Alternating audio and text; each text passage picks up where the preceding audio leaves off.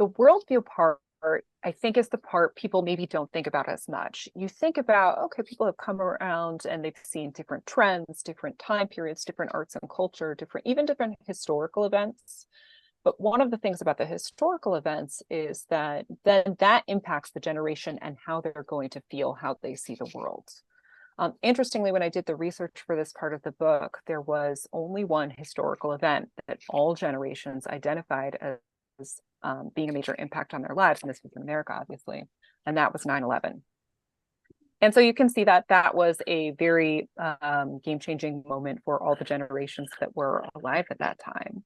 But for everybody, you know, if you look at the individual generations, you've got things like Watergate, you've got things like the Vietnam War, you've got all these different sorts of activities, the different economic conditions that have existed. If you grow up in a time of economic prosperity, you're going to have different feelings and different values than if you grow up in a time of economic struggle. And we've seen so much change on that front across the years. So even though we've all been here, we've all, you know, we're all existing in the same place, our perspective on it is different. And that obviously comes all the way down to the individual level, but there are generational trends that are pretty common. So then you've got all these generations, they've come into the workforce, right? And it's an interesting time because the millennial generation has been in the workforce now for 20 years, right?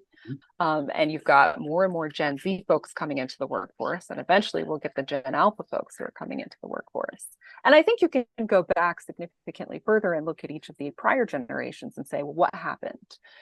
What's really interesting is we've got all this wisdom that gets passed down, and it sort of happens in two ways. The first one is that there's the intentional, right? I come in and I'm going to say to you, okay, here's what you need to know about the workplace. Here's how you can be successful here. But there's also the sort of unconscious portion of that. A lot of information about the workplace gets passed along unconsciously, and each generation internalizes that differently. I think up to now, we've seen them internalize it quite a bit because the message has been, if you want to be here, if you want to be successful, these are the things you have to do. This is how you have to present yourself. This is who you have to be. You know, don't have any weaknesses, don't have any flaws.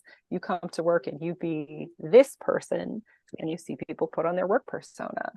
I think it's interesting because we're seeing increasing amounts of pushback on that. Is it a healthy concept? Is it even good for the workplace? We're trying to achieve more authenticity in the things that we develop, the companies that exist.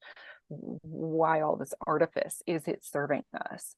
So there's a lot of shift happening, and there is a lot more to come.